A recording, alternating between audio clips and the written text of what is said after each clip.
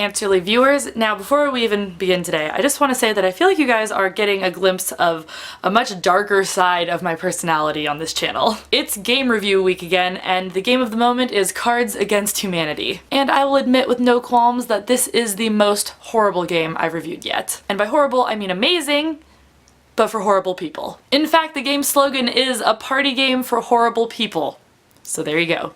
Cards Against Humanity is essentially apples to apples, but all of the cards are incredibly unpolitically correct. So imagine the nice happy game that you played probably in high school, but every card is Helen Keller. Every card is the sinking of the Titanic. Every card is the Oklahoma City bombing. I'm sorry, that's not funny. And suddenly, a game that got tired years ago is fun again. I'm not ashamed to admit it. And don't pretend that you and your friends aren't horrible people sometimes too. Cards Against Humanity just lets us all get that out on the table.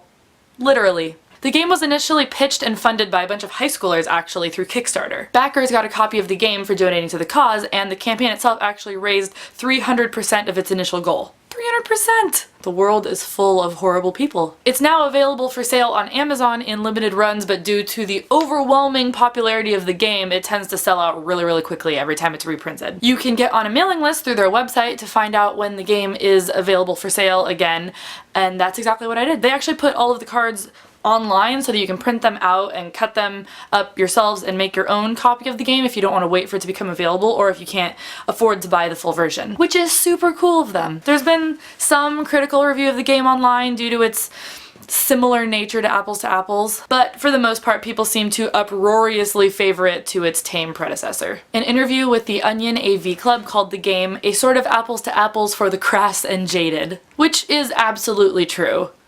Come on, we're from the internet.